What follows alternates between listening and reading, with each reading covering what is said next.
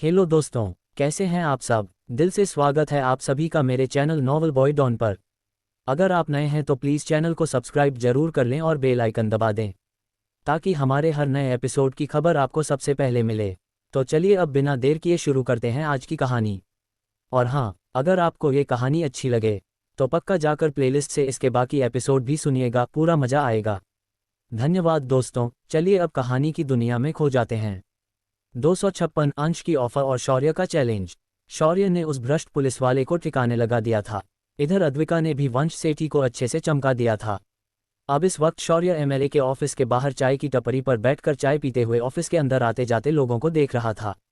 शौर्य को आज काम भी ढूंढना था तो उसने रेकी करने के बाद काम ढूंढने के लिए निकल गया।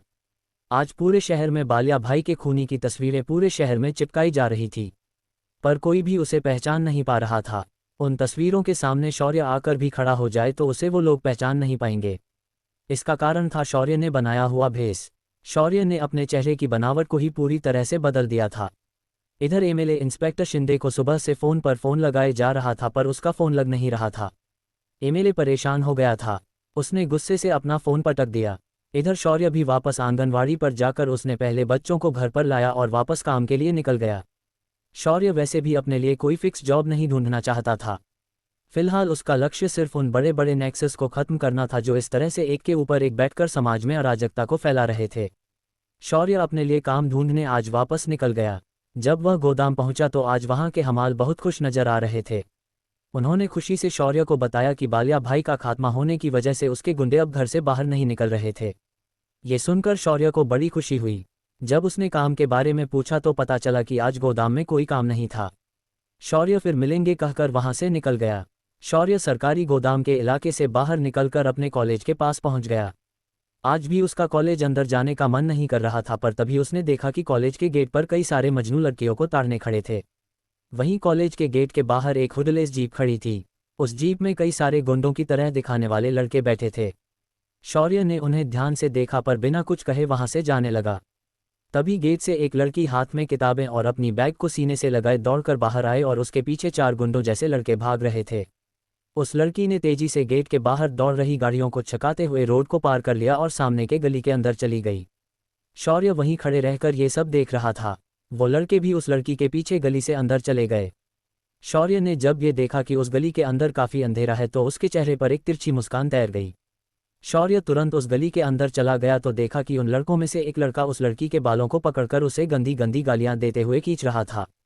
साली दो कौड़ी की तेरी औकात नहीं और तू प्रकाश भाई को मना कर रही है। तेरी जैसी कितनी लड़कियों को प्रकाश भाई ने आज तक खुश कर दिया है, अब तू भी थोड़ा खुश हो ले। इतना कहकर वह गुंडा उस लड़की को बाल पकड़कर गली से बाहर ले जाने के लिए मुड़ा, पर जैसे उसने अपने सामने का नज़ारा देखा उसके हाथ पैर ठंडे पड़ गए थे। उसके साथ आया हर एक लड़के का सिर गली के अंदर बनी दीवार के अंदर धंसा दिया गया था और उनके शरीर दीवार से लटक रहे थे।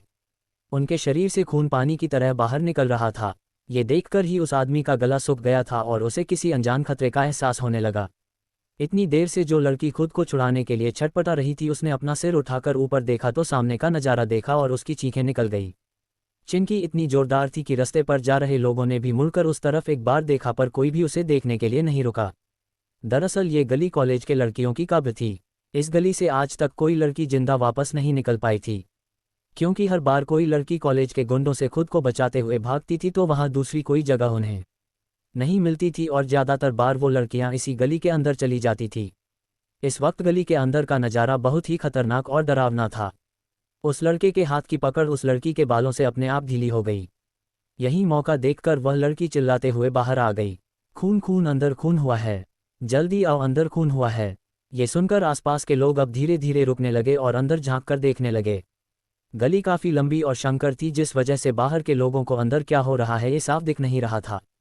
तभी सभी ने एक लड़के की दर्दनाक चीख सुनी और उसके बाद उसकी चीख बंद हो गई। कुछ हिम्मतवान लोग तुरंत अंदर भागे और मोबाइल की लाइट लगाकर देखने लगे तो उन्होंने देखा कि एक लड़का अपना सिर झुकाकर जमीन पर घुटनों के बल बैठा था। लेकिन वहां देखने आए एक आदमी ने उस लड़के को छुआ तो वह तुरंत लुढ़ककर नीचे गिर गया। उस लड़के के दोनों पैरों के बीच से एक लोहे की लंबी रॉड घुसाई थी जो उसके गर्दन के पीछे के हिस्से से बाहर आ गई थी। इतनी दर्दनाक मौत तो इन लोगों ने किसी फिल्म में भी नहीं देखी थी। तभी वहां आए लोगों की नज़र दीवार में धंस चुके लाशों पर गई। उन लाशों की हालत बहुत ज़्यादा खराब थी और उनके अंदर से खून निचोड़े हुए कपड़ों की तरह रिस रहा था। कॉलेज के सामने हुई इस निर्मम हत्याओं की वजह से पूरा कॉलेज प्रशासन और पुलिस प्रशासन सक्रिय हो गया। पुलिस वालों ने खोजबीन करना शुरू किया। इधर इन सभी बातों का करता धरता उस सनकरी गली से भीड़ से होकर बाहर आ चुका था और मुस्कुराते हुए वहां से दूर चला जा रहा था। लगता है मुझे जल्द ही कॉलेज आना शुरू करना पड़ेगा, नहीं तो और कितने मासूम लोग इनका शिकार हो जाएंगे। यही सोचते हुए शौर्य रास्ते से चलते हुए एक नाके के ऊपर पहुंच गया। यहाँ आकर उसने आसपास की जगहों पर बने बड़े बड़े रेस्टोरेंट्स देखा और सोचने लगा कि क्या यहाँ उसे कोई नौकरी मिल जाएगी। ऐसे ही सोचते हुए वह एक होटल के अंदर चला गया। इस वक्त शौर्य ने अपने चेहरे को थोड़ा बदल रखा था। उसने जाते ही पूछताछ करके काम के बारे में पूछा तो होटल के मालिक ने डिलीवरी बॉय की नौकरी का ऑफर दिया। पर शौर्य ने उन्हें उसके पास कोई बाइक ना होने की बात बताई तो उन्होंने होटल की एक बाइक शौर्य को दे दी और खाना डिलीवर करने का काम दे दिया। शौर्य के लिए ये काम समाज के उन लोगों के पास पहुंचने का सबसे अच्छा जरिए था जिसके माध्यम से वो समाज के अंदरूनी नेटवर्क को अच्छे से समझ सकता था।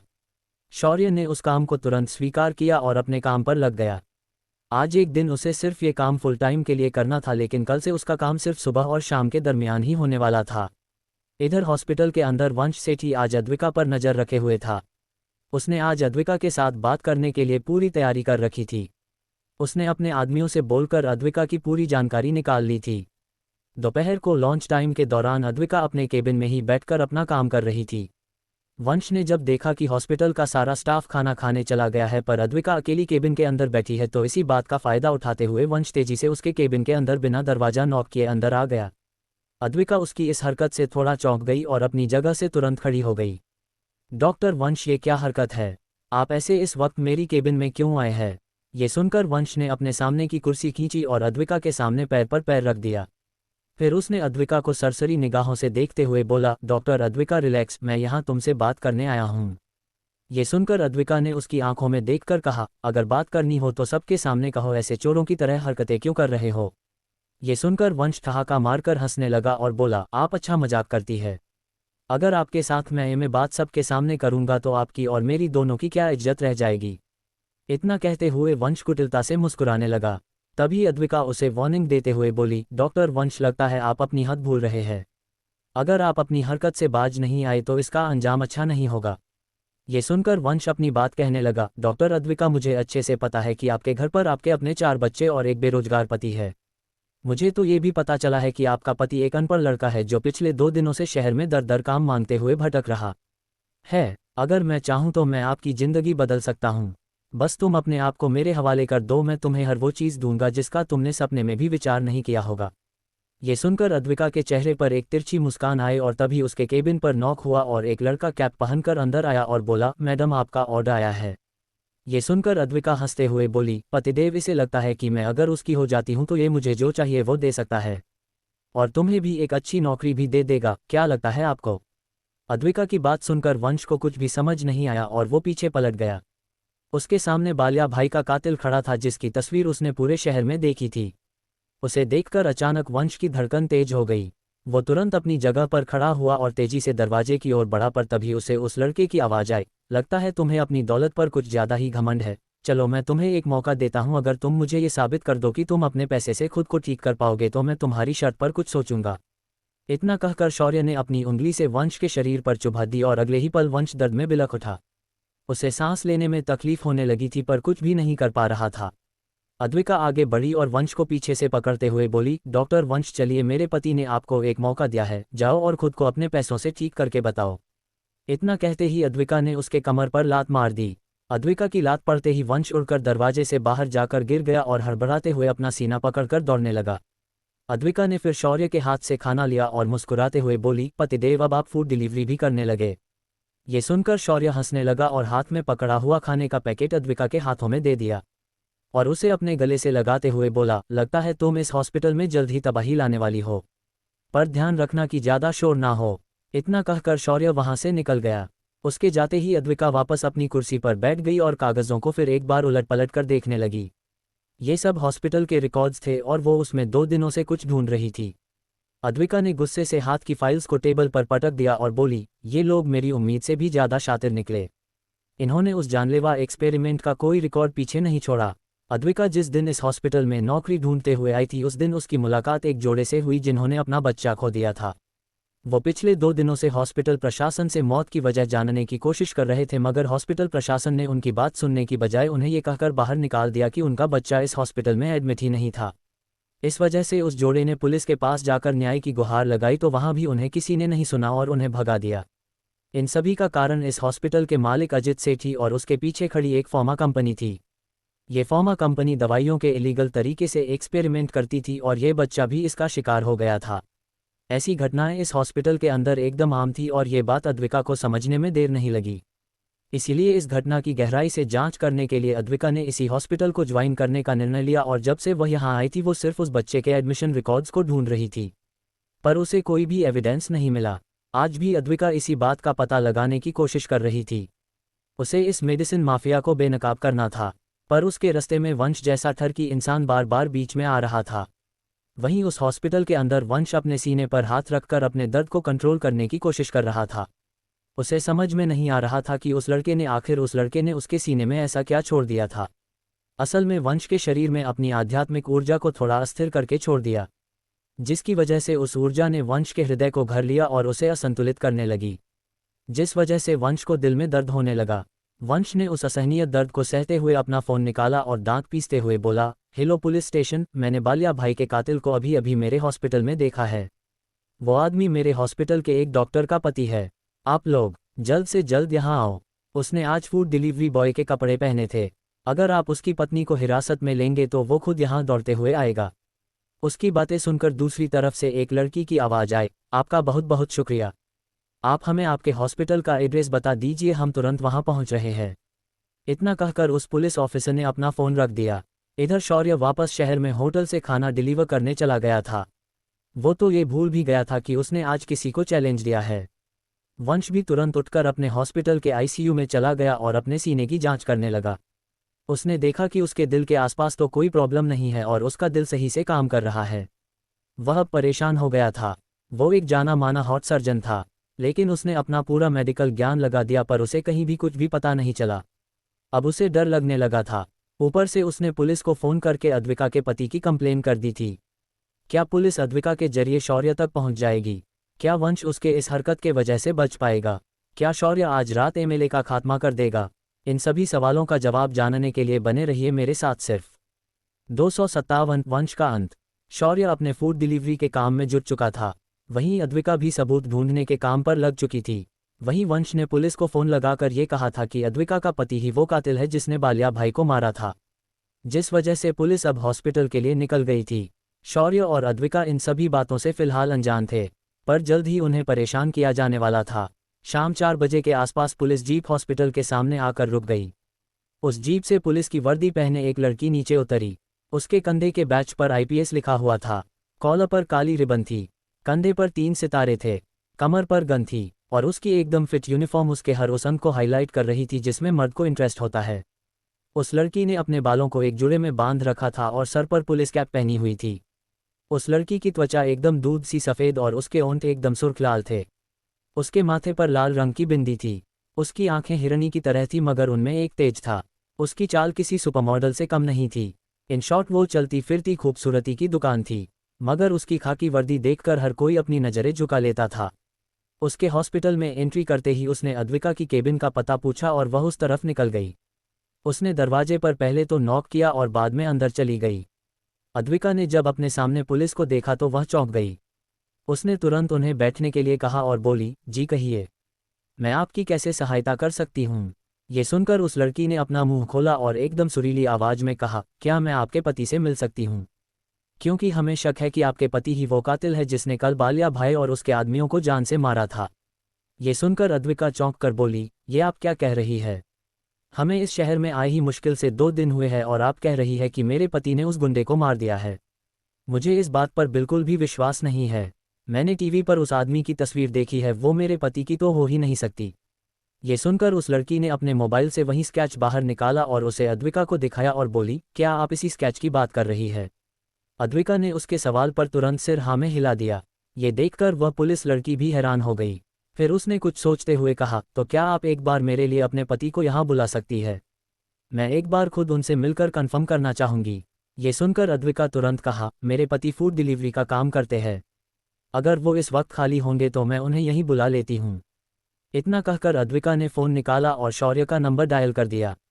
कुछ देर रिंग होने के बाद शौर्य ने फ़ोन उठा लिया। तभी अद्विका उसके कुछ कहने से पहले ही बोली, पतिदेव आपसे मिलने पुलिस वाले यहाँ आए हैं। अगर आप फ्री हो तो यहाँ तुरंत आ जाए। उस तरफ से शौर्य ने तुरंत कहा, ठीक है, मैं कुछ देर में वहाँ पहुँच जाऊँगा। फिलहाल मेरे पास डिलीवरी के लिए उसी रूट का ऑर्डर है। इतना कहकर शौर्य ने फ़ोन काट दिया। लगभग 20 मिनट बाद शौर्य अपने डिलीवरी बॉय के यूनिफॉर्म में वहाँ पहुँच जाता है। जब वह केबिन के सामने पहुँचता है तो वो उस लड़की को देखते ही रह जाता है। लेकिन तभी उसे अचानक रीढ़ में ठंडक महसूस होती है और वह अपनी नज़रें फेर लेता है।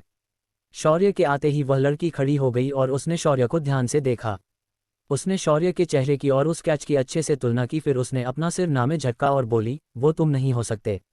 मुझे माफ़ कीजिए आपका वक्त खराब करने के लिए, पर क्या करे, हमारा काम ही ऐसा है। तभी केबिन के बाहर से वंश अपने सीने पर हाथ रखकर वहां पहुंच गया। उसने शौर्य को एक नज़र भी नहीं देखा और अद्विका की तरफ उंगली करते हुए बोला, मिस अद्विका, मैंने तुम पर तरस खाकर इस हॉस्पिटल में आपको नौकरी दी, पर मुझे मालूम नहीं था कि तुम एक कातिल की पत्नी होगी। तुम्हें आज और इसी वक्त ये हॉस्पिटल छोड़कर जाना होगा और ये मेरा फाइनल डिसीजन है। अगर तुम अपनी नौकरी को बचाना चाहती हो तो अपने पति को यहाँ बुला लो। ये सुनकर अद्विका उसे ऐसे देखने लगी जैसे उसने इस आदमी से बड़ा अंधा इस दुनिया में नहीं देखा। तभी हॉस्पिटल की एक नर्स चिल्लाते हुए बोली, अद्विका मैडम, हमें यकीन नहीं हो रहा कि आप एक खूनी की पत्नी है। आप जैसे डॉक्टर को कोई भी अपने हॉस्पिटल में स्वीकार नहीं करेगा। आप जल्द से जल्द यहाँ से निकल जाओ, इससे पहले कि हॉस्पिटल प्रशासन आपके ऊपर कोई कार्यवाही करे। अद्विका ने उस नर्स को देखा और कुछ बोलने के लिए अपना मुंह खोला ही था, तभी एक और वार्ड बॉय आगे आते हुए बोला, आप एक कातिल की पत्नी तो हो ही, पर आपका चरित्र भी कुछ अच्छा नहीं है। कल मैंने देखा था कि आप वंश सर को अपने ओर आकर्षित करने के लिए बार बार उन्हें गलत तरीके से पकड़ने की कोशिश कर रही थी। आप जैसी औरत इस हॉस्पिटल में रहने के लायक ही नहीं है। तभी अद्विका ने फिर एक बार कहा, देखिए आप लोग मुझे। अद्विका ने इतना ही कहा था कि एक और लेडी डॉक्टर आगे आते हुए बोली, हम जानते हैं कि आप खूबसूरत है, पर आप अपनी खूबसूरती का उपयोग करके खुद को जल्द से जल्द एनरोल करना चाहती है। इसीलिए कल शाम अपने जानबूझकर अहाना मैडम से पंगा लिया और उनका अपमान किया। मैंने आप जैसी गिरी हुई औरत कहीं नहीं देखी। जब उनकी बातें अपनी मर्यादा के परे जाने लगी, उस वक्त शौर्य और अद्विका दोनों की मुठ्ठियां भींच गई। पर वंश कहाँ चुप रहने वाला था। उसने पूरा प्लान बनाया था कि अद्विका को इस तरह अपमानित करके उसे शौर्य से कहकर अपना इलाज करवा लेगा। वंश ने फिर एक बार अद्विका को देखते हुए कहा, डॉक्टर अद्विका, मैं मानता हूं कि आपने मुझे फंसाने के लिए कई हथकंडे अपनाए हैं, पर मैं आपको साफ साफ बता दूं कि अगर आप अपनी मर्यादा में रहेंगे तो आपके लिए ये अच्छा होगा। अब आप जल्द से जल्द अपने पति को यहाँ बुला लीजिए और उसे पुलिस के हवाले कर दीजिए। तभी अचानक वंश के कंधे पर एक भरी हाथ महसूस हुआ और अगले ही पल वह दर्द में बिलख उठा। शौर्य की शांत आवाज़ उसके कानों में पड़ी, तो तुम मुझसे मिलने की बात कर रहे हो? लो, मैं तुम्हारे सामने हूँ, बोलो क्या कहना है। ये सुनकर वंश बिना शौर्य की ओर देखे ही चिल्लाते हुए बोला, मैडम, ये रहा वो कातिल जिसके बारे में मैंने आपको फ़ोन करके बुलाया था। अभी आपने देखा कि इसने मेरे कंधे को कैसे जकड़ लिया है। प्लीज़ मैडम, आप इसे तुरंत अरेस्ट कर लीजिए। ये सुनकर उस पुलिसवाली ने अपने दोनों हाथ बांधे और वंश को देखते हुए बोली, मिस्टर, आप जो भी है, क्या आप ज़रा मुझे बता सकते हैं कि ये लड़का किस एंगल से आपको बालिया का कातिल नज़र आ रहा है? ये सुनकर वंश ने अपनी नज़रें फेरी तो वो भी हैरान रह गया, क्योंकि शौर्य की शक्ल पूरी तरह अलग थी। उसकी आंखें शौर्य को देखकर बड़ी बड़ी हो गई और वो बोल पड़ा, ये कैसे हो सकता है? मैंने दोपहर को उस कातिल को देखा था, पर इस वक्त ये तो कोई और ही है। तभी उसने कुछ सोचा तो वह तुरंत बोला, एक मिनट, मेरे पास दोपहर की सीसीटीवी फुटेज है, हम उससे ये कंफर्म करेंगे कि दोपहर को जो यहाँ खाना लेकर आया था वो उस कैच वाला कातिल ही था। इतना कहकर उसने काउंटर पर लगे मॉनिटर से ही सीसीटीवी को एक्सेस किया और दोपहर की फुटेज को सभी के सामने प्ले करने लगा। लेकिन जब उसने फुटेज देखी तो उसने देखा कि दोपहर को आया हुआ लड़का वो कातिल नहीं था, बल्कि यही शौर्य था। वंश को कुछ भी समझ नहीं आ रहा था, लेकिन उस वक्त एक ठंडी आवाज़ उसके कानों पर पड़ी, तुम और तुम्हारे स्टाफ ने मेरे और मेरी पत्नी पर घिनौने आरोप लगाए हैं। अब मुझे इसका जवाब चाहिए, क्योंकि आपने कोई हल्की बातें नहीं कही, आपने सीधा मेरे पत्नी के चरित्र पर उंगली उठाई है। अब मुझे इसका जवाब चाहिए, वरना इसका अंजाम बहुत खतरनाक होगा, और ये मैं इस पुलिसवाली के सामने कह रहा हूँ। ये सुनकर अब वंश को पसीने छूटने लगे थे। पहले ही शौर्य की वजह से उसके दिल के अंदर ये दर्द हो रहा था, पर अब शौर्य को उन्होंने अद्विका पर झूठे आरोप लगाकर पूरी तरह उकसा दिया था। शौर्य के लिए पाप को मिटाना जितना जरूरी था, उससे अधिक जरूरी था आत्मसम्मान, और जब भी कोई उसके या उसके परिवार के चरित्र पर कोई उंगली उठाता है तो उसकी शौर्य उंगली नहीं सिर काटता है। आज भी उसका ऐसा ही मूड बन चुका था। तभी वह पुलिसवाली भी थोड़ा सा डर गई, क्योंकि इस वक्त उसने शौर्य की आवाज़ में मौत का पैगाम महसूस किया था। पर तभी वंश गुस्से से बोला, हमने कोई झूठ नहीं बोला था। तुम्हारी बीवी मुझ पर दौरे डाल रही थी और ये बात 100% सच है और मैं ये सीना ठोक कर बोलता हूँ। क्या कर लोगे तुम? तुम्हारी औकात ही क्या है? तुम बस एक मामूली डिलीवरी बॉय हो और कोई भी पुलिस हमें बोलने की आज़ादी से रोक नहीं सकता। ये सुनते ही शौर्य के चेहरे पर एक शैतानी हंसी आई और उसने वंश को देखते हुए कहा, बूम। उसके इतना कहते ही वंश एकदम से खतरनाक तरीके से चीख पड़ा और अगले ही पल उस चीख के साथ ही उसकी सांसें बंद हो गई। शौर्य ने फिर चुचकारते हुए कहा, अरे रे रे, देख आप लोगों ने लापरवाही का नतीजा। मैंने बोला था कि मेरी बीवी पर तुमने गलत और भद्दे आरोप लगाए हैं, पर तुमने फिर भी मेरी बात नहीं मानी। लो भुक, तो ये तो बड़े ही दर्दनाक तरीके से मार गया। शौर्य ये सब इतनी कैजुअली कह रहा था कि जैसे ये हर दिन ऐसे ही करता हो। उस पुलिस वाली लड़की की आंखें बड़ी बड़ी हो गई और वह आगे जाकर वंश की सांसें चेक करने लगी, पर उसकी सांसें पूरी तरह से बंद हो गई थी।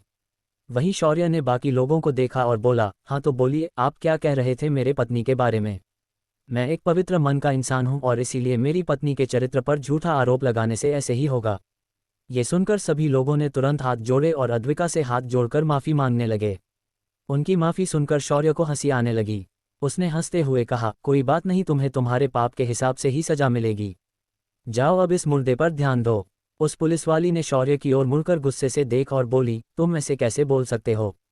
तुम्हारे सामने एक इंसान ने अपना दम तोड़ दिया, पर तुम हो कि अपनी बकवास किए जा रहे हो। तुम्हें शर्म आनी चाहिए। ये सुनकर शौर्य ने हाथ जोड़कर माफ़ी मांगते हुए कहा, oh I am so sorry madam. लेकिन क्या करे, इसने मेरे बीवी के ऊपर घिनौने आरोप लगाए थे तो मुझसे रहा नहीं गया। पापी था बेचारा, इसीलिए ऐसे चीखते हुए मर गया। शौर्य का हर एक शब्द वंश के लिए एक ताना था। उस लड़की को लगने लगा कि ये लड़का मरे हुए की भी कोई इज्जत नहीं करता।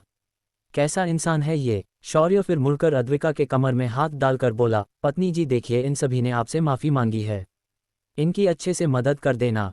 इतना कहकर शौर्य ने अद्विका के गालों को चूम लिया और फिर उस पुलिसवाली के सीने पर लगे नाम टैग को घूरने लगा। पर तभी अद्विका ने अपना पैर शौर्य के पैर पर दे मारा। तभी अपनी जगह से उछलते हुए बोला, मिस नीतू चंद्रा मैडम, क्या मैं अब जा सकता हूँ? वो क्या है ना, कई भूखे लोग मेरा इंतजार कर रहे होंगे, मुझे पुण्य भी कमाना है। ये सुनकर नीतू ने उसे बिना देखे ही हाथ से इशारा करते हुए कहा, नहीं तुम अभी नहीं जा सकते, मुझे इसकी मृत्यु संदिग्ध लग रही है। फिर नीतू वंश के लाश के पास बैठ गई और उसे ध्यान से देखने लगी। उसे कुछ भी अजीब नहीं दिखा तो वो वहां खड़े डॉक्टर से बोली, क्या मिस्टर वंश की किसी को मेडिकल कंडीशन के बारे में कुछ पता है? ये सुनकर सभी डॉक्टर्स और नर्सेस ने एक दूसरे को देखा और फिर एक नर्स आगे आते हुए बोली, मैडम सर ने आपके साथ बात करने के बाद अपनी खुद की मेडिकल चेकअप करवाया था। वो उस वक्त बड़बड़ रहे थे कि ये उनके साथ क्या हो रहा है। ये मेरी रिपोर्ट्स इतनी नॉर्मल है, पर मेरे सीने में ये दर्द क्यों हो रहा है? ये सुनकर नीतू ने उसके रिसेंट चेकअप की रिपोर्ट मंगवाई और उसे ध्यान से पढ़ने लगी। उसे भी यहाँ कुछ भी नहीं पता चला। उसके रिपोर्ट्स तो एकदम नॉर्मल थे। आखिर उसने हार मानकर वंश के उपयुक्त अवयवों को निकालकर उसकी बॉडी का पोस्टमार्टम करने के लिए भेज दिया। इधर वंश के चाचा अजीत सेठी को भी ये बात पता चली तो वह दौड़कर वहां पहुंचा। उसने आते ही हंगामा किया, पर जब नीतू ने उसे चुप रहने का इशारा किया तो अजित तुरंत चुप हो गया। उसके बाद वंश के माता पिता और बाकी लोग भी वहां पहुंच जाएं। कुछ ही देर में पूरा का पूरा सेठी परिवार वहां पहुंच गया था। उनके आने के बाद कुछ ही देर में वंश की बॉडी को बाहर लाया गया। वहीं एक डॉक्टर आगे आते हुए नीतू से बोला, मैडम हमें जांच से ये पता चला है कि वंश सर को अक्यूट हार्ट अटैक आया था, जिस वजह से उनकी मौत वहीं पर हो गई। ये सुनकर नीतू इस बात पर यकीन तो नहीं करना चाहती थी, पर उसे यकीन करना पड़ रहा था। उसे बार बार यही लग रहा था कि शौर्य ने ही ये सब किया होगा। जब नीतू अपने विचारों के खोई हुई थी तभी उसे पीछे आवाज आई, मैडम अब तो पोस्टमार्टम रिपोर्ट भी आ चुकी है, तो क्या हम जाएं यहाँ से? इस पापियों से भरे हॉस्पिटल में रुकने की तो मेरी इच्छा बिल्कुल नहीं है। ये बात सुनकर नीतू ने भी शौर्य और अद्विका को वहां से जाने का इशारा कर दिया। तभी एक खूबसूरत औरत जो वंश की पत्नी थी वो अद्विका के सामने आकर खड़ी हो गई और बोली, ये सब इसी लड़की के कारण हुआ होगा। मेरे पति कल इसकी तस्वीर अपने मोबाइल पर देख रहे थे। मैडम इसे अभी के अभी अंदर डाल दो। लेकिन उस औरत पर ज्यादा ना ध्यान देते हुए शौर्य और अद्विका वहां से निकल गए। अब क्या शौर्य और अद्विका एमएलए के अड्डे पर जाने वाले हैं? क्या शौर्य को कोई और सुराग मिल जाएगा? क्या हॉस्पिटल वाले अद्विका को काम करने से रोक देंगे? इन सभी सवालों का जवाब जानने के लिए बने रहिए मेरे साथ। सिर्फ 258 एमएलए साहब अमर रहे। हॉस्पिटल के लोगों ने जब अद्विका के चरित्र पर कीचड़ उछाला तो गुस्से में शौर्य ने वंश को नीतू चंद्रा जो एकेसीपी थी उसके सामने ही मार दिया और पूरे स्टाफ को धमकाकर वहां से निकल आया। वहीं वंश की पत्नी अद्विका पर आरोप लगाते रह गई, पर उसकी बात को नीतू ने बिल्कुल भी नहीं सुना, क्योंकि पोस्टमार्टम में ऐसा कुछ ही नहीं मिला जिससे ये साबित हो सके कि वंश के साथ जो हुआ वो अद्विका और शौर्य ने किया था। नीतू ने उसके बाद वहां से चला जाना ही बेहतर समझा तो उसने सेठी परिवार को समझाया और बाहर निकल गई। इधर जब अजीत सेठी जो इस हॉस्पिटल का मालिक था उसे वंश के मौत की खबर मिली वो गुस्से से तिलमिला उठा। वह सीधा हॉस्पिटल पहुंचा और अपने भतीजे की सारी रिपोर्ट्स देखने लगा। उसे उसकी रिपोर्ट्स में कुछ भी नहीं मिला तो वो और ज्यादा परेशान हो गया। उसी वक्त वंश की पत्नी बार बार अद्विका का नाम लेकर उसे कोस रही थी। उस चुड़ैल ने मेरे पति को खा लिया, उसका सत्यानाश हो, उसे भगवान कभी माफ नहीं करेगा, मैं उसकी आंखें नोच लूंगी। जब अजीत ने ये सुना तो उसके कान खड़े हो गए और उसने एक स्टाफ से अद्विका के बारे पूछा। ये स्टाफ क्लरिकल डिपार्टमेंट से था तो उसने सबको आज हुआ वो बात अजीत को साफ साफ बता दी। पर उसने भी यही कहा कि अद्विका का चरित्र खराब था। अजीत ने ये सुना तो वो तुरंत अद्विका की केबिन में गया। यहाँ पहुंचकर उसने वहां रखी सभी फाइल्स को खंगालना शुरू किया। उसे कुछ भी नहीं मिला पर उसे थोड़ा शक हुआ, क्योंकि अद्विका को हॉस्पिटल ज्वाइन किए सिर्फ 2 दिन हुए थे और सिर्फ 2 दिनों में उसने हॉस्पिटल के सारे पेशेंट्स के रिकॉर्ड चेक कर लिए थे। तभी उसकी नज़र कचरे में पड़े कुछ कागज़ों पर पड़े जो कि फाड़े हुए थे, पर उसने उन्हें तुरंत जोड़ लिया और जब पूरे कागज़ सही से जुड़ गए उसके माथे पर पसीना आने लगा। ये कागज़ उस एक्सपेरिमेंट से संबंधित था जो उसके हॉस्पिटल ने छोटे बच्चों पर करवाया था। अब उसका दिल तेजी से धड़कने लगा। उसने तुरंत फ़ोन निकाला और किसी को फ़ोन लगाया और बोला, जल्द से जल्द उस अद्विका को ढूंढो और मेरे पास लेकर आओ, अगर वो नहीं मिले तो उसके परिवार के लोगों को उठाकर यहाँ ले आओ। इधर अद्विका और शौर्य सड़क पर एक साथ पैदल चल रहे थे। सड़क पर जाने वाले लोग उन्हें घूर घूर कर देख रहे थे, क्योंकि शौर्य ने डिलीवरी बॉय के कपड़े पहने थे तो वही अद्विका ने एक खूबसूरत ड्रेस पहनी थी। उस वजह से इस जोड़ी को लोग हैरानी से देख रहे थे। शौर्य ने इन्हें नज़रअंदाज किया और वह अपनी डिलीवरी बाइक के पास पहुंच गया। उसने अद्विका को पीछे बिठाया और तेजी से उस होटल की तरफ चला गया जहां वो काम करने लगा था। यहां आते ही शौर्य ने अपनी बाइक होटल पर लगा दी और अपने कपड़े बदलकर अद्विका के साथ घर की तरफ निकल गया। शौर्य को ये जीवन बहुत अच्छा लग रहा था। सुबह उठो, बच्चों को तैयार करके स्कूल भेजो, बाद में खुद काम पर जाओ और शाम को समय पर घर वापस आ जाओ। घर की तरफ आते हुए शौर्य अचानक रुक गया और अद्विका से बोला, अद्विका, उन लोगों की बातें सुनकर तुम्हें गुस्सा तो बहुत आ रहा होगा। ये सुनकर अद्विका का चेहरा सख्त हुआ और बोली, अगर इस अज्ञातवास का चक्कर ना होता तो मैं अब तक उन सभी लोगों को चिरफाड़ कर रख देती। ये सुनकर शौर्य हंसने लगा और बोला, ठीक है तो आज तुम अपना सारा गुस्सा कहीं और निकालना, क्योंकि हम उन हॉस्पिटल वालों से बाद में भी निपट सकते हैं। ये सुनकर अद्विका शौर्य की ओर चेहरे पर सवाल लेकर देखने लगी तो शौर्य हंसते हुए बोला, अरे असल में बात यह है कि आज मैं उस बालिया भाई के गॉडफादर और उसके गुर्गों को खत्म करने के बारे में सोच रहा हूँ। ये सुनकर अद्विका की आंखें चमक गई और वह बोली, लगता है हमें इन्हें आज खत्म करना ही होगा। ये सुनकर शौर्य भी मुस्कुराया और दोनों वहां से गायब हो गए। इधर एमएलए और उसके लड़के ऑफिस के पीछ वाले हिस्से में जमा हो गए थे। आज एमएलए के सारे पालतू कुत्ते यहाँ आए थे। इनमें से किसी एक को वो आज बालिया भाई की जगह देने वाला था। तो भाई लोग, जैसे कि आप लोगों को ये पता है कि मेरा सबसे अच्छा दोस्त बालिया को किसी ने मार डाला और हम लोग उसे अभी तक पकड़ नहीं पाए हैं, पर मैं आपको ये वचन देता हूं कि मैं उसे पकड़कर ऐसी दर्दनाक मौत दूंगा कि उसकी आने वाली 7 नस्लें याद रखेगी। ये सुनकर सभी लोगों ने एमएलए के लिए जोर जोर से तालियां बजा दी। तभी एक लड़का दौड़कर एमएलए के पास आया और बोला, भाई बाहर एक लड़की आई है और वो बोल रही है कि वो उस कातिल के बारे में जानती है। ये सुनकर एमएलए की आंखें चमक गई और वो बोला, उसे अंदर लेकर आओ जल्दी। ये सुनकर वह लड़का दौड़कर बाहर गया और अपने साथ एक खूबसूरत लड़की को अंदर लेकर आया। ये अद्विका थी, जिसकी आंखें थोड़ी सहमी और डरी हुई थी। जब वहां खड़े गुंडों ने अद्विका को देखा तो उनकी आंखें चमक गई, उनके मुंह में पानी आ गया। खुद एमएलए भी मन में सोचने लगा कि एक बार उस कातिल के बारे में पता चल जाएगा तो मैं इसे उसके बाद मैं इस लड़की को अपने बिस्तर तक घसीटते हुए लेकर जाऊंगा। जब तक मेरा मन ना भरे मैं इसे अपने पास ही रखूंगा। यही सोचकर एमएलए थोड़ा आगे हुआ और बोला, तो बताओ तुम उसके बारे में क्या जानती हो। एमएलए का सीधा सवाल सुनकर अद्विका थोड़ी सहम गई और धीरे से बोली, वो कातिल मेरा पति है। ये सुनकर एमएलए की आंखें बड़ी हो गई और वो गुस्से से बोला, अगर वो तुम्हारा पति है तो कहाँ है वो। ये सवाल सुनकर अद्विका ने अपना सिर थोड़ा और झुका लिया, क्योंकि अद्विका को अचानक बहुत हंसी आ रही थी। फिर उसने धीरे से कहा, वो मेरे पति यहीं आए हैं। जब ये सुना तो एमएलए का सारा गुस्सा और एक्साइटमेंट उसके चेहरे से गायब हो गई और वो इधर उधर ध्यान से देखने लगा, लेकिन उसे वो कहीं दिखाई नहीं दिया। लेकिन अब उसके दिल में डर ने जगह बनाई थी। उसे थोड़ा थोड़ा डर लगने लगा था। उसे भी अच्छे से पता था कि बालिया भाई और उसके सभी आदमियों को इस कातिल ने अकेले ही निपटा दिया था, वो भी बिना किसी हथियार के। तभी अद्विका ने सिर ऊपर उठा लिया और अपनी हंसी जो उसने दबाकर रखी थी अचानक फूट पड़ी। क्या हुआ एमएलए, डर गए ना? कोई बात नहीं, ऐसे बड़े बड़े शहरों में छोटी छोटी बातें होती रहती है, लेकिन तुम उसकी चिंता मत करो। आज मेरे पति और मैं तुम्हें उन सभी चिंता और डर से हमेशा के लिए मुक्त कर देंगे। अद्विका ने इतना कहा और उसकी सफ़ेद कपड़े अचानक काले रंग में बदल गए। उसके ये कपड़े किसी कातिल के कपड़ों की तरह दिखने लगे। उसके बाद अद्विका ने अपना हाथ आगे बढ़ाया और उसके हाथ में चमचमाती हुई लाल तलवार प्रकट हुई। अद्विका ने अपने हाथ की तलवार को देखा और बोली, काफ़ी समय हो गया मैंने पापियों का खून नहीं बहाया, अब ये मौका मैं कैसे छोड़ सकती हूँ। तभी ऊपर वॉल कंपाउंड के दीवार पर शौर्य बैठकर हाथों में कुछ पत्थरों को उछाल रहा था। उसने तेज आवाज में कहा, आज तुम में से कोई बाहर जीवित नहीं जाएगा। तुम सभी को आज मरना ही होगा। जब सभी ने पीछे मुड़कर उस आवाज की तरफ देखा तो वही कातिल जिसकी तस्वीर हर तरफ फैली है वो उस दीवार पर बैठा था। शौर्य ने हाथ में पकड़े उन पत्थरों को हवा में उछाल दिया और तुरंत चारों तरफ एक बैरियर बन गया। अब उस ऑफिस के पीछ वाले हिस्से से कोई भी बाहर नहीं जा सकता था। अद्विका ने एमएलए के दोनों पैरों के बीच एक जोरदार लात मारी और फिर तलवार लेकर उन गुंडों के झुंड में कूद गई। उसने अपने सामने आ रहे हर उस गुंडे को कई टुकड़ों में काटना शुरू कर दिया।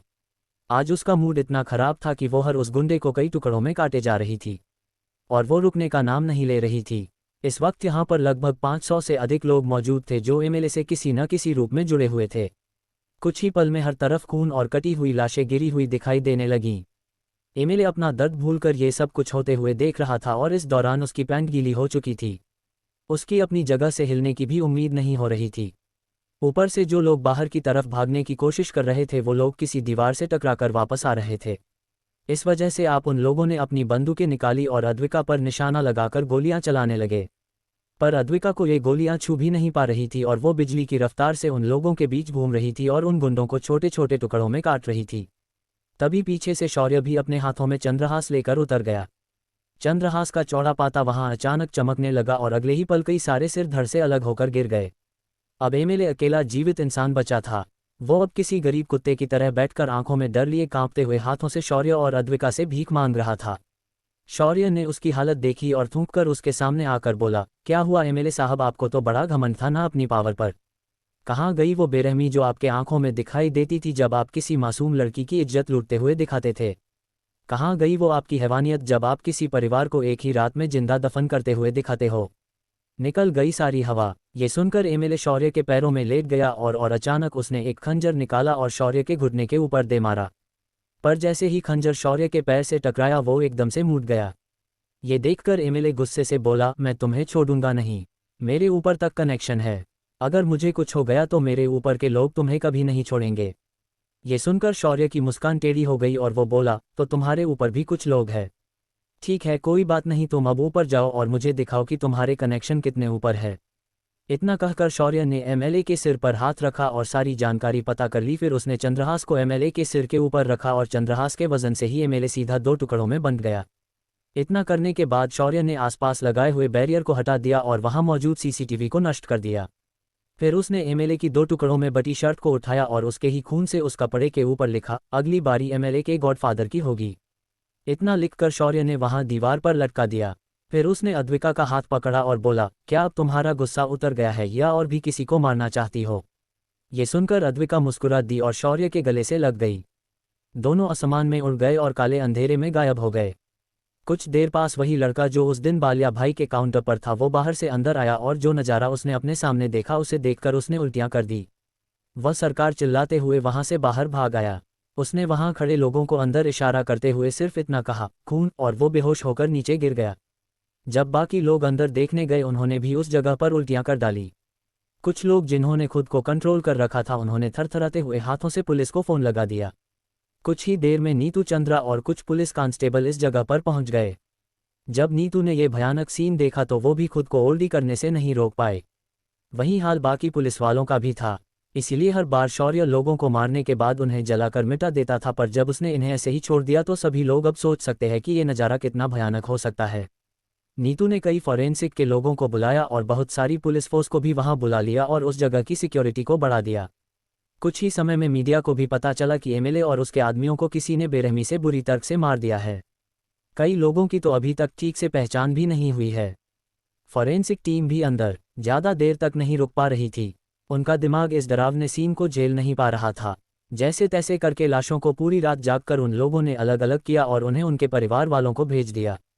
लगभग शहर के हर कोने से लोग एमएलए के पास काम कर रहे थे।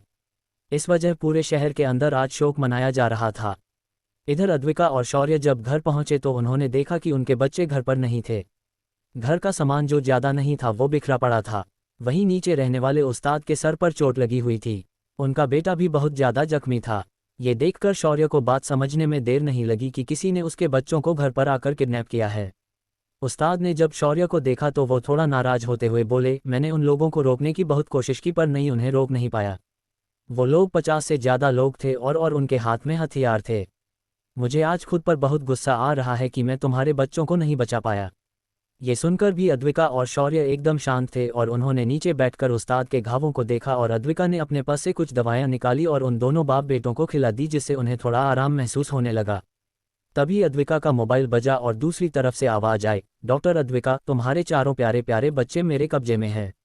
अगर तुम इनकी खैरियत चाहते हो तो वो सारे डॉक्यूमेंट्स और एक्सपेरिमेंट्स के प्रूफ मेरे पास ला कर दो, वरना मैं तुम्हारे बच्चों के छोटे छोटे टुकड़े करके कुत्तों को खिला दूंगा। तभी अद्विका एकदम शांति से बोली, मैं नहीं मानती कि तुमने मेरे बच्चों को किडनैप किया है। अगर मेरे बच्चे तुम्हारे पास है तो मुझे उन्हें देखने दो पहले। क्या अद्विका के बच्चे इन किडनैपरों के चंगुल से छूट जाएंगे? क्या शौर्य अब एमएलए के गॉडफादर के पीछे पड़ेगा? क्या ये किडनैपर्स अजीत सेठी के आदमी थे? इन सभी सवालों के जवाब जानने के लिए बने रहिए मेरे साथ। सिर्फ 259 पापियों का काल आ गया। अद्विका और शौर्य ने एमएलए का काम तमाम कर दिया था और अपने घर पहुंच गए थे तो उन्हें पता चला कि उनके बच्चों को किसी ने किडनैप करवाया है। जब किडनैपर का कॉल आया तो अद्विका ने बड़े ही शांति से कहा कि इस बात पर विश्वास नहीं करती। ये सुनकर उस आदमी ने वीडियो कॉल शुरू किया और बच्चों की तरफ करते हुए बोला, देखो बच्चों, तुम्हारी माँ तुम्हें देख रही है, कुछ बोलना चाहोगे? तभी अद्विका की आवाज़ फ़ोन के दूसरी तरफ से आई, इन लोगों को इतनी बुरी मौत देना कि पूरा देश इनकी मौत से हिल जाना चाहिए। और तुम लोगों के पास सिर्फ आधा घंटा है तो इस समय का सही उपयोग करके इन्हें अच्छे से और तड़पा तड़पा कर मारना। इतना कहकर अद्विका ने फ़ोन काट दिया। तभी दूसरी तरफ अद्विका के मासूम 4 बच्चों के चेहरों पर एक शैतानी मुस्कान आई। अगले ही पल उन लोगों ने अपने बंधे हुए हाथ पांव की रस्सियों को कुछ इस तरह तोड़ दिया मानो वो किसी सूखी घास को तोड़ रहे हो। ये देख किडनैपर्स हैरान होकर बच्चों को देखने लगे। तभी अग्निशिखा ने अपना हाथ आगे कर दिया और उसके हाथों के आने तीव्र ज्वाला प्रकट हो गई। उसकी आग की लपटों के उस इमारत को पूरी तरह से घेर लिया था। कोई भी किडनैपर्स का आदमी बाहर भाग नहीं पा रहा था और ऐसी चमत्कारिक शक्ति को देखकर किडनैपर्स की हालत खराब हो चुकी थी। तभी कवन बोला, मेरे पास 2 प्रतिभा है, एक मैं जल तत्व को कंट्रोल कर सकता हूं पर दूसरी जो मुझे अच्छी नहीं लगती और वो है मेरा जहर। इतना कहते ही उसके हाथों से नीले रंग का धुआं निकलने लगा और कुछ ही पल में उसने पूरे गोदाम को भर दिया। जहर का असर तुरंत उन किडनैपर्स पर होने लगा और वो लोग अचानक दर्द में तड़पने लगे। तभी ध्वनिल आगे आया और बोला, मेरा दूसरा तत्व थोड़ा अनियंत्रित है, इसीलिए उसे मैं ज़्यादातर इस्तेमाल करने से खुद को रोकता हूं, पर तुम लोगों के पैर पास कोई ऑप्शन नहीं छोड़ा। इतना कहते ही उसके शरीर से अचानक बिजली की चिंगारी निकलने लगी और धीरे धीरे एक एक करके उन लोगों पर गिरने लगी। वहां मौजूद 50 के आसपास के लोगों के शरीर में करंट दौड़ गया। पहले ही जहर की वजह से उनकी जान जा रही थी और ऊपर से ये बिजली के झटके उन्हें असहनीय दर्द दे रहे थे। तभी उन किडनैपर्स का लीडर दांत पीसते हुए बोला, अबे ये बच्चे नहीं शैतान है। अब मुझे समझ में आया कि इनकी माँ ने इन्हें ऐसा क्यों कहा था। उसने अपने दोनों हाथ जोड़े और बोला, हमें माफ़ कर दो, हम ऐसी गलती दोबारा नहीं करेंगे, हमें जाने दो। पर तभी धीरेन्द्र आगे आते हुए बोला, मेरी दूसरी स्किल है हीलिंग, जिससे मैं सभी को ठीक कर सकता हूँ। चलो अब अग्नि को फिर एक बार आखिरी राउंड देने के लिए मैं इन्हें हिल कर देता हूँ, वरना वो गुस्सा हो जाएगी कि उसके पास एक ही तत्व है। इतना कहकर धीरेन्द्र ने अपने दोनों हाथ फैलाए और उसके हाथों से एक हरे रंग की रोशनी निकली। इस रोशनी ने पूरे इमारत को घेर लिया और सारी बिजलियां और जहरीला धुआं गायब हो गया। सभी किडनैपर्स भी तुरंत ठीक हो गए, पर तभी ध्वनिल, कवन और धीरेन्द्र अपनी जगह से उड़ गए और छत को तोड़कर बाहर आ गए। अब सिर्फ अग्निशिखा अपनी लाल आंखों से उन्हें देख रही थी। उसने अपने दोनों हाथों को पंख की तरह फड़फड़ाया और अगले ही पल उसके दोनों हाथों से आग की लपटें निकली और पूरे इमारत में फैल गई। किडनैपर्स ने पिछले 20 मिनट तक जहर और बिजली के वार को झेला था, पर जैसे ही आग की लपटें उनके पास पहुंची वो लोग पूरी तरह डर गए। वो लोग जान बचने के लिए यहाँ वहाँ भागने लगे, पर कुछ ही पल में वहाँ मौजूद लोहे की चीज़ें, खंभे सब कुछ पिघलने लगे और धीरे धीरे नष्ट हो गए। कुछ ही देर में इस आग की लपटों में वहाँ मौजूद सभी लोग आ गए, पर अग्निशिखा ने उन्हें तुरंत मारने नहीं दिया। 5 मिनट तक उसने उन्हें आग पर जिंदा भुना और बाद में उन्हें मार दिया। वह जब उस इमारत से बाहर आई तो देखा कि वहाँ सिर्फ पिघले हुए लोहे का रस बचा था। यहाँ तक कि ईंटों से बनी दीवार भी पूरी तरह से पिघल गई थी। अग्निशिखा के बाहर आते ही चारों बच्चे घर की तरफ उड़ गए। बराबर आधे घंटे के अंदर चारों बच्चे उस्ताद के घर के बाहर चलते हुए पहुंच गए। पिछले आधे घंटे से उस्ताद अद्विका और शौर्य की इस शांत स्वभाव पर गुस्सा होकर उन्हें अनाप शनाप बोल रहे थे, पर जब उन्होंने देखा कि चारों बच्चों को एक खरोंच भी नहीं आए और वो सब सुरक्षित है, वो हैरान होकर शौर्य और अद्विका को देखने लगे। शौर्य ने मुस्कुराते हुए कहा, उस्ताद आप ज़्यादा टेंशन मत लीजिए, हमारे बच्चों को अच्छे से मालूम है कि ऐसी मुसीबत से कैसे बचना है। उस्ताद अब पूरी तरह हैरान होकर इन दोनों पति पत्नियों को देखने लगा था, पर उसने आगे कुछ नहीं कहा। तभी शौर्य ने उस्ताद के इस मदद के लिए अपने घर में रखे बैग में हाथ डालकर एक बोतल निकाली और बोला, उस्ताद ये आपके लिए है। आपने हमारी जो मदद की उसके लिए मैं आपका कितना भी शुक्रिया करूं वो कम ही है। उसने वो बोतल उस्ताद के हाथ में रख दी। ये बोतल गीतांजलि मेडिसिन की वही सबसे महंगी दवाई थी, जिसका ऑनलाइन और ऑफलाइन कभी भी स्टॉक नहीं रहता। इस दवाई के लिए लोग मुंह मांगी कीमत देने के लिए तैयार होते हैं, और ये बोतल उन्हें शौर्य ने ऐसे ही दे डाली थी। तभी उस्ताद के बेटे ने उस बोतल को हाथ में लिया और बोला, ये बोतल तो सबसे टॉप ग्रेड की बोतल है, इसकी कीमत कम से कम 4 लाख रुपए तक की है, और ब्लैक मार्केट में ये 20 लाख तक महंगी बिकती थी। ये सुनकर उस्ताद ने तुरंत उस बोतल को शौर्य में हाथ में दे दिया, पर शौर्य ने उसे लेने से मना करते हुए कहा, नहीं उस्ताद आप इस बोतल के हकदार हैं। ये बोतल आपकी बहादुरी और वीरता के लिए है जो आपने मेरे बच्चों को बचाते वक्त दिखाई है। उस्ताद ने आखिर शौर्य से वह बोतल ले ली और अपने बेटे के साथ सीढ़ियों से नीचे चले गए। तभी ध्वनिल गुस्से से बोला, अगर मुझे अपनी शक्तियों को प्रयोग करने की अनुमति पहले ही होती तो मैं उन्हें कच्चा चबा जाता। तभी कवन ने उसके सर पर चपत मारते हुए कहा, अगर तुमने ऐसा किया होता तो हमारी पोल पहले ही खुल गई होती। तभी अद्विका कुछ सोचते हुए बोली, बच्चों अगर भविष्य में ऐसी कोई मुसीबत आती है तो अपनी तत्व शक्तियों का इस्तेमाल किए बिना सीधा अपनी युद्धकला का इस्तेमाल करके इनसे सीधा सामना कर सकते हो। वैसे भी तुम्हारी शारीरिक शक्तियां काफ़ी मजबूत है, तो अब सीधा अपनी युद्धकला का प्रयोग करो और खुद की रक्षा करो। पर याद रखना कि अपनी उम्र के बच्चे जो तुम लोग इनका इस्तेमाल करके नहीं मरोगे, वरना वो लोग मर भी सकते हैं, और किसी मासूम को उसकी छोटी सी गलती के लिए हम मौत की सजा नहीं दे सकते। अद्विका की बात सुनकर सभी बच्चों ने अपनी गर्दन हामे हिलाए और उससे गले लग गए। चारों को अपनी बाहों में लेकर अद्विका अंदर चली गई। दूसरे दिन सुबह 2 मुख्य घटनाओं ने सभी लोगों का ध्यान खींच लिया था।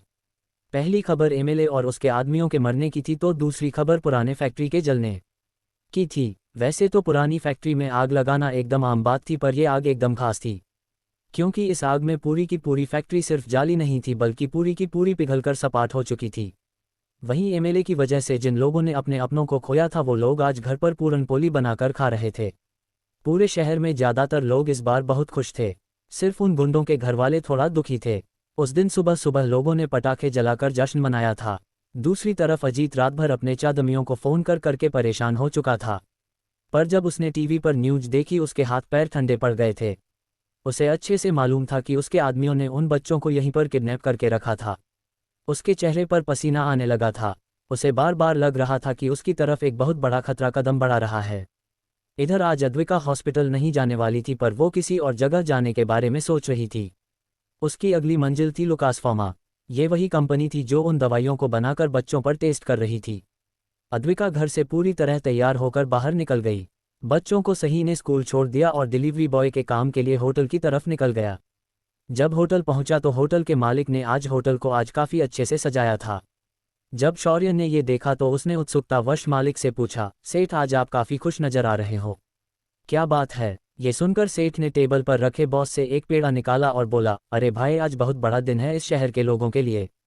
पिछले 10 सालों से यहाँ के एमएलए ने आतंक मचाकर रखा था, पर 2 दिन पहले उसके एक चमचे को किसी ने दिन दहाड़े ठोक दिया और कल रात को एमएलए और उसके बाकी सभी साथियों को एक ही जगह पर पकड़कर ऐसी मौत मारा है कि देखने वालों की भी रूह कांप गई है। ये सबसे बड़ी खुशी की बात है। उन सभी का काल आ चुका है। इस शहर के पापियों का काल आ गया है। ये सुनकर शौर्य ने उत्सुक होते हुए बोला, क्या आप जानते हैं ये किसने किया है? ये सुनकर वह मालिक बोला, अगर मुझे पता चले ना कि वो कौन है तो मैं उसकी फ़ोटो यहाँ होटल में लगाकर पूजा करूँगा। वो इस शहर के लोगों के लिए एक भगवान की तरह है। ये सुनकर शौर्य को काफ़ी अच्छा लगा। फिर शौर्य ने अपनी ऑर्डर उठाए और खाना लेकर डिलीवरी करने चला गया। पर संयोग से आज उसे ये खाना उस जगह पहुँचाना था जहाँ कल रात उसने ही नरसंहार किया था। जब शौर्य यहाँ पहुंचा तो उसने देखा कि पूरी जगह को सील कर दिया गया था और अंदर जाने से सभी को मना किया था। शौर्य ने अपना ऐप खोला और ऑर्डर करने वाले का नंबर निकाला और उस पर फ़ोन लगा दिया।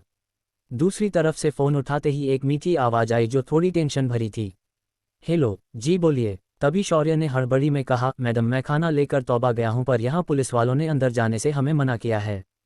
ये सुनकर वह लड़की बोली, रुको मैं वही आ रही हूँ। इतना कहकर उस लड़की ने फ़ोन रख दिया। कुछ देर बाद ऑफिसर नीतू चंद्रा अपनी वर्दी में बाहर आ गई।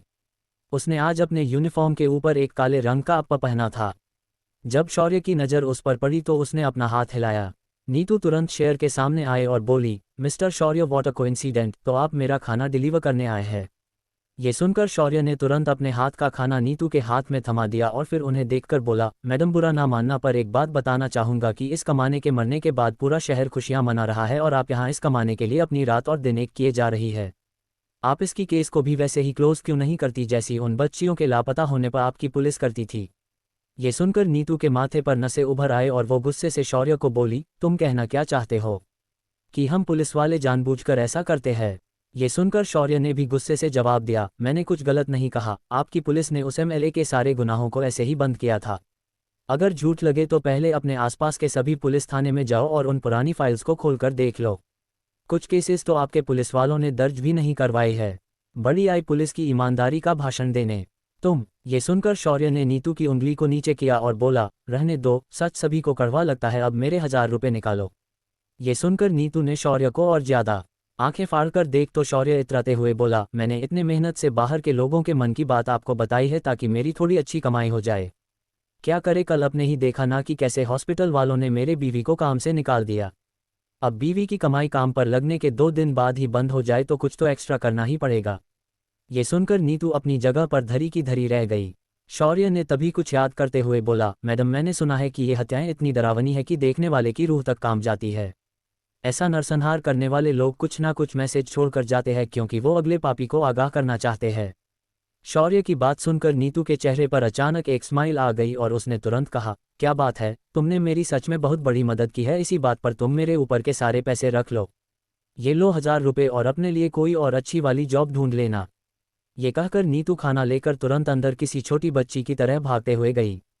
शौर्य ने जब ये देखा तो उसने हाथ में पकड़े 1000 रुपये अपने जैकेट के अंदर डाल दिए और बाइक पर बैठकर होटल की ओर वापस चला गया। इधर अजीत सेठी एक आदमी के सामने खड़ा था।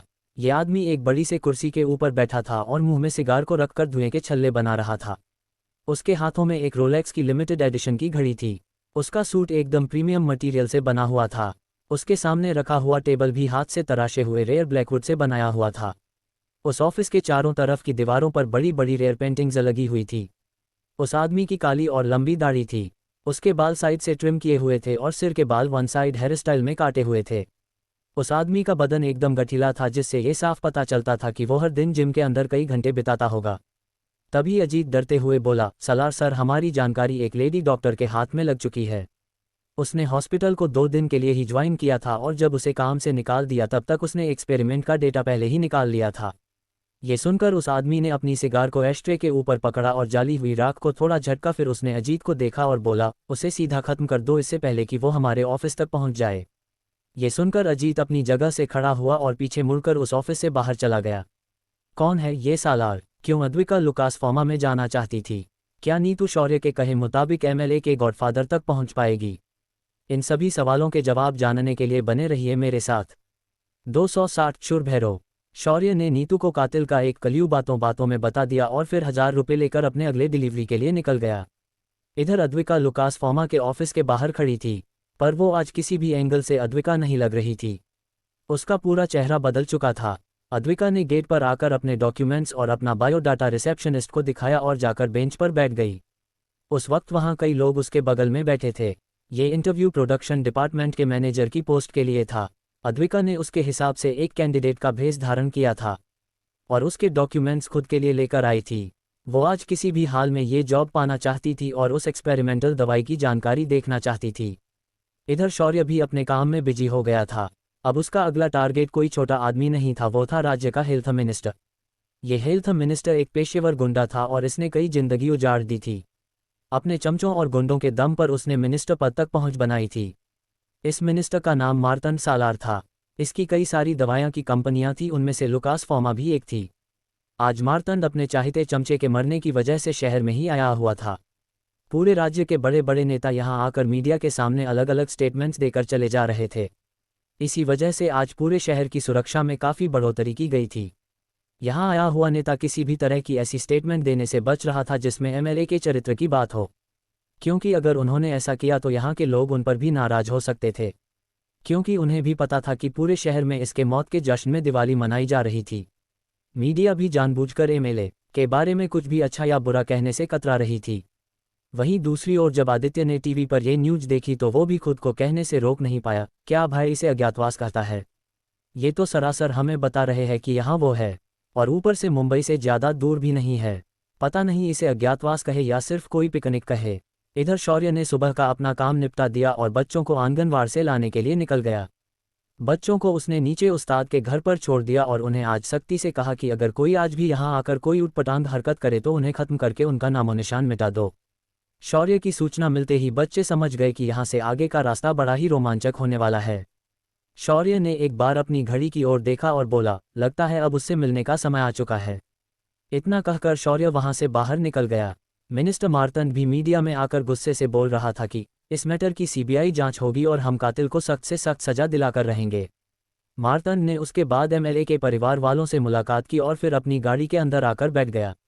गाड़ी वाहन से पूरे सिक्योरिटी के साथ निकल पड़ी। उसका कन्वाया कुछ दूर ही पहुंचा था कि तभी अचानक मिनिस्टर की गाड़ी लाइन तोड़कर बाहर निकल गई और अचानक एक कच्ची सड़क पर दौड़ने लगी। पीछे बैठा मिनिस्टर और उसके गार्ड हड़बड़ा गए। गार्ड ने अपनी बंदूक को ड्राइवर के सिर पर लगा दिया और गाड़ी रोकने के लिए चिल्लाने लगा, पर अचानक गार्ड के बगल का दरवाजा खुल गया और वह गार्ड किसी चीज़ के खींचे जाने की वजह से उड़कर गाड़ी से बाहर गिर गया। उसे कोई चोट नहीं आई। इधर अब गाड़ी के अंदर मिनिस्टर, उसका पर्सनल असिस्टेंट कम साथी और ड्राइवर ही बचे थे। जब पीए ने ड्राइवर के चेहरे को देखा तो वो डर के मारे कांपने लगा। वो जोर से चीख पड़ा, ये वही कातिल है। ये सुनकर मिनिस्टर की आंखें चौड़ी हो गई और उसके हाथ पैर ठंडे हो गए। वहीं पीछे से मिनिस्टर के सभी गार्ड्स उस गाड़ी का पीछा कर रहे थे, पर शौर्य जो ड्राइविंग कर रहा था उसके सामने वो लोग कुछ भी नहीं कर सकते थे। मिनिस्टर की हालत खराब हो चुकी थी। शौर्य ने जब सारे गार्ड्स को पीछे छोड़ दिया तो एक सुनसान जगह पर गाड़ी को खड़ा किया। यहाँ पर एक बहुत बड़ा पद था और दूर दूर तक सिर्फ घास का मैदान था जो अब सूख चुकी थी। शौर्य ने सबसे पहले पीए के सिर पर हाथ रखा और सारी जानकारी निकाल ली, साथ ही उसके पाप की भी जानकारी निकाली। उसके बाद शौर्य ने पीए की गर्दन में उसके जेब से पेन निकाल कर घुसेड़ दिया और बोला, तुझे बहुत साइन लेने की खुजली है ना, इसीलिए तुमने संभाजी नगर के उन गरीब किसानों को रातों रात गायब कर दिया। अब इसी पेन से तू मर। पीए ने अपना दम तोड़ दिया। मिनिस्टर की हालत बहुत खराब हो चुकी थी। तभी मिनिस्टर का फ़ोन बजा जो उसका पर्सनल फ़ोन था। शौर्य ने फ़ोन लिया और उसे उठाकर स्पीकर पर डाल दिया। दूसरी तरफ से शांत आवाज़ आई, डैड, एक डॉक्टर ने वंश के हॉस्पिटल से हमारी दवा के एक्सपेरिमेंट के रिकॉर्ड्स को हासिल कर लिया है। मैंने उस डॉक्टर की सारी जानकारी निकाल ली है। उस डॉक्टर का नाम अद्विका है। और तभी उसकी बात को काटते हुए शौर्य ने कहा, वो इसी शहर में रहती है और उसके 4 बच्चे हैं और उसका पति एक डिलीवरी बॉय है।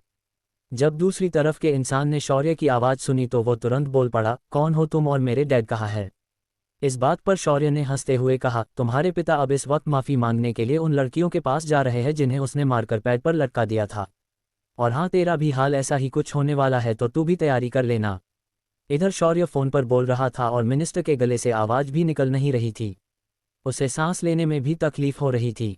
तभी शौर्य ने फ़ोन को काट दिया और मिनिस्टर के पास पिछली सीट पर पहुंच गया। उसने मिनिस्टर के सिर पर हाथ रखा और उसने आज तक किए सारे पापों को देख लिया। फिर शौर्य ने सिस्टम की मदद से सारा का सारा डेटा रिकॉर्ड कर लिया और उसे अपने मोबाइल से पेन ड्राइव में कन्वर्ट कर लिया। अब उसे मिनिस्टर की कोई ज़रूरत नहीं थी। शौर्य ने मिनिस्टर के शरीर से उसके पूरे कपड़े उतार दिए और उसके बाद उसे बिना कपड़ों के गाड़ी से खींचकर बाहर निकाल लिया। उसके बाद उसने अपने साथ लाई लंबी रस्सी निकाली और एक सिरे पर पीए और दूसरे सिरे पर मिनिस्टर के गले को फांसी लगा दी। पर शौर्य ने उस बड़े पेड़ पर पीए की बॉडी को उछलकर फेंक दिया। उसके ऐसा करते ही एक झटके के साथ मिनिस्टर फांसी पर चढ़ गया और छटपटाने लगा। इतनी देर से वो कोई भी हलचल नहीं कर पा रहा था क्योंकि वो पहले ही अपनी मौत को कबूल कर चुका था। फांसी लगते ही मिनिस्टर हाथ पैर मरने लगा और कुछ देर बाद वो शांत हो गया। शौर्य ने फिर उसके सामने खड़े रहकर उस कातिल के भेष में सेल्फी ली और फिर सिस्टम से बोलकर इसे अननोन अकाउंट से पुलिस और मीडिया को टैग करके सोशल मीडिया पर पोस्ट करने के लिए कह दिया। तभी सिस्टम बोली, होस्ट, आपके इस काम से कई पीड़ितों को न्याय मिलेगा और जिस वजह से आपको नए भक्त मिलने की संभावना बढ़ जाती है, तो आप अपना एक नाम भी इसमें जोड़ सकते हो। फिर कुछ सोचकर उसने एमएलए और बाल्या के साथ ली हुई सेल्फी को भी ऐड किया था। साथ ही उसके नीचे एक कैप्शन लिख दिया, तुम जितना बुरा करोगे तुम्हारे साथ भी उतना ही बुरा होगा। मैसेज फ्रॉम शूर भैरव। शौर्य ने फिर मिनिस्टर के कपड़े के ऊपर पीए का खून लिया और लिखा, गॉडफादर ही गया। मिनिस्टर पापी था और उसके पापों की सजा उसे मिल गई है और अब उसके बेटे को भी उसके पापों की सजा मिलने वाली है। अगर बचा सकते हो तो उसे बचाकर दिखाओ। उसके बाद शौर्य ने उन लाशों को पुलिस के लिए छोड़ दिया और वहां से निकल गया। शौर्य ने अब अपने नाम को लोगों के बीच फैलाने के लिए शूरभैरव का नाम चुन लिया था। कुछ ही देर में वो पोस्ट सोशल मीडिया पर ट्रेंड हो गई और सभी लोग इस पर कमेंट करने लगे। लेकिन एक भी कमेंट मिनिस्टर, एमएलए और बाल्या के बारे में अच्छी बातें नहीं बोल रही थी। कुछ लोगों ने तो तुरंत उनके किए काले कारनामे भी गिनाने शुरू कर दिए। कुछ ही देर में पुलिस और मिनिस्टर के गार्ड्स वहां पहुंच गए। दोनों लाशों को जब उन लोगों ने देखा तो वो लोग तुरंत हरकत में आ गए, पर उन्हें आसपास कुछ भी नहीं मिला। ऑफिसर नीतू चंद्रा भी गुस्से से इधर उधर देख रही थी। तभी उसकी नज़र मिनिस्टर के कपड़ों पर चली गई तो उसने उन्हें उठकर देखा तो उसके ऊपर के शब्द पढ़ते ही उसे पता चल गया कि एमएलए का गॉडफादर कौन था। नीतू ने गुस्से से अपना मुक्का गाड़ी के बैनेट पर दे मारा और गुस्से से उसने अपने साथियों को कहकर मिनिस्टर को उतार दिया। फिर उसने अपने सीनियर्स को फ़ोन लगाकर मिनिस्टर के बेटे की जान को खतरा होने की बात बता दी। इधर मुंबई में पुलिस के डीजीपी ने तुरंत एक एजेंट मीट नग बुलाए और सभी काबिल ऑफिसर्स को यहां बुला लिया। इनमें विराज और इशिता सबसे आगे बैठे हुए थे। डीजीपी ने इस मामले को सबके सामने रखा। तभी विराज बोला, सर अगर उसने पाप किया है तो अब उसे बचाकर क्या बताना चाहते हैं कि हम लोग पापियों को सपोर्ट करते हैं? अगर आप मुझे ऑर्डर दे देते हैं तो मैं खुद जाकर मिनिस्टर के बेटे को उस कातिल के पहले ठोक देता हूं। ये सुनकर डीजीपी विराज को समझाते हुए बोले, मैं भी जानता हूं कि मिनिस्टर का बेटा कोई दूध का धुला नहीं है, पर हमारे पास कोई सबूत नहीं है उसके खिलाफ, इसीलिए हम कोई भी एक्शन नहीं ले सकते। ये सुनकर विराज ने अपनी मुठिया भींच ली और बोला, ठीक है तो इस केस को मैं लीड करूंगा और उस मिनिस्टर के बच्चे को बचाने के साथ साथ मैं उसके खिलाफ सारे सबूत लेकर आऊंगा। ये सुनकर डीजीपी थोड़ा सोच में पड़ गए और फिर बोले, ठीक है तो काम पर लग जाओ। विराज ने अपनी कैप उठाई और सिर पर लगाकर सैल्यूट किया और वहां से बाहर निकल गया। तभी इशिका बोली, सर भले विराज इस केस पर काम कर रहा है पर वो कातिल विराज को भी इस मामले में हरा देगा और ये मेरी गट फीलिंग्स कह रही है। ये सुनकर डीजीपी बोले, मुझसे अच्छा तुम विराज को जानती हो, पर फिर भी मैं विराज पर भरोसा करता हूँ। इधर लुकास फॉर्मा के मैन ऑफिस में अद्विका कंपनी का आईडी कार्ड पहनकर चेहरे पर एक मुस्कान लिए प्रोडक्शन डिपार्टमेंट में अपने एक एम्प्लॉई के साथ हर चीज़ का जायजा ले रही थी। साथ ही वो उस जगह को ढूंढना चाहती थी जहां वो एक्सपेरिमेंट की दवाएं बनाई जा रही थी। अद्विका ने पूरा डिपार्टमेंट छान मारा पर उसे कोई भी क्लू नहीं मिला। तभी कंपनी के मालिक की सेक्रेटरी ने सभी को अनाउंस किया कि मालिक के पिता के मृत्यु की वजह से आज से 2 दिनों तक काम बंद रहेगा और सभी कर्मचारी अपनी छुट्टी लेकर घर जा सकते हैं। ये सुनकर सभी कर्मचारी तुरंत अपनी छुट्टी लेकर बाहर निकलने लगे। अद्विका को कुछ समझ नहीं आया तो उसने कुछ लोगों से इसके बारे में बात की। उसे तब जाकर पता चला कि मालिक के पिता मार्तन सलार थे और उनकी आज किसी ने बड़ी ही बेदर्दी से हत्या कर दी है। ऊपर से उस आदमी ने सोशल मीडिया पर अपनी उनके बॉडी के साथ सेल्फी भी पोस्ट की है।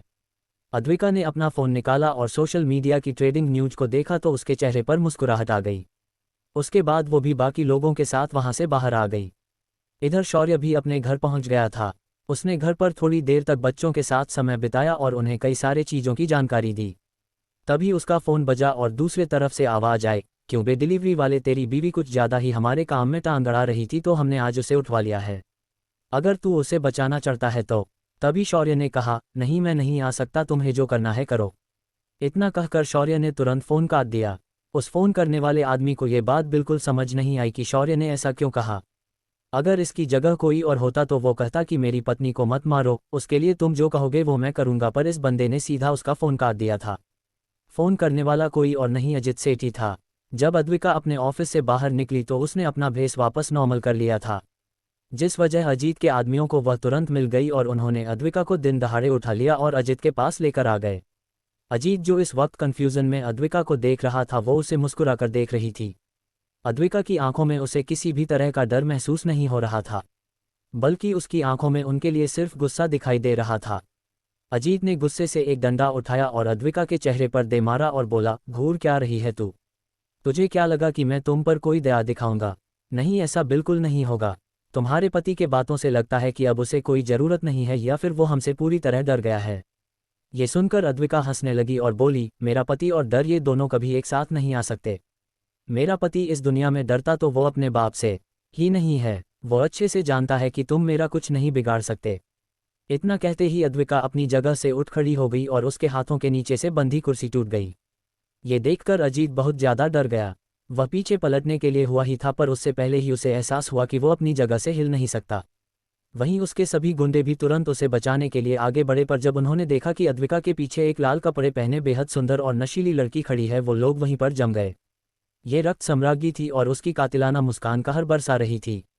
अचानक रक्त सम्राज्ञी अपनी जगह से गायब हो गई और एक लंबी लाल रंग के तलवार में बदल गई। वो तलवार उड़कर अद्विका के हाथों में आ गई और अद्विका की पूरी आभा बदल गई। उसका चंडी स्वरूप सबके सामने आ गया। अजीत ने जब देखा कि अद्विका के काले बाल लहरा रहे हैं और उसकी जो मासूम खूबसूरती थी वो हटकर अब भयानक और डरावनी चेहरे वाली लड़की बन चुकी है, अजीत के हाथ पैर ठंडे पड़ चुके थे। बाकी गुंडों का भी यही हाल था और अगले ही पल वहां तबाही का मंजर फैल गया। अद्विका ने गुस्से में हर उस गुंडे को एक एक करके मारना शुरू किया जो उसके नज़र में आ रहा था। कुछ ही देर में वो जगह पूरी तरह शांत हो गई और वहां कोई भी जीवित नहीं बचा। अजीत के शरीर को भी अद्विका ने कई टुकड़ों में बांट दिया था। अद्विका ने तलवार को झटक दिया और खुद को आंखें बंद करके शांत कर दिया। उसने भी इन लाशों को वैसे ही रख दिया और वहां से गायब हो गई। क्या विराज आगे आकर मिनिस्टर के बेटे को बचा पाएगा? क्या अजीत सेठी की मौत अद्विका के लिए कोई बड़ी मुसीबत लाएगी? क्या शौर्य और अद्विका मिलकर मिनिस्टर के बेटे को मार पाएंगे? इन सभी सवालों के जवाब जानने के लिए बने रहिए मेरे साथ सिर्फ तारांकन। तो दोस्तों, ये थी हमारी आज की कहानी। उम्मीद है आपको सुनकर मजा आया होगा दिल। अगर कहानी अच्छी लगी हो तो एक प्यारा सा लाइक जरूर ठोक दीजिए, थम्स अप का चिन्ह, और कमेंट में बताइए कि आपको सबसे ज़्यादा पसंद क्या आया। अगर आप ऐसे ही और धमाकेदार एपिसोड सुनना चाहते हैं तो चैनल नॉवल बॉय डॉन को सब्सक्राइब करना मत भूलिए और बेल आइकन भी दबा देना बेल, ताकि अगली कहानी सीधे आपके पास पहुंचे बिना किसी देरी के। मिलते हैं अगले एपिसोड में, तब तक के लिए ख्याल रखिए और कहानी सुनते रहिए। हेडफोन। जय हिंद। धन्यवाद। Folded hands.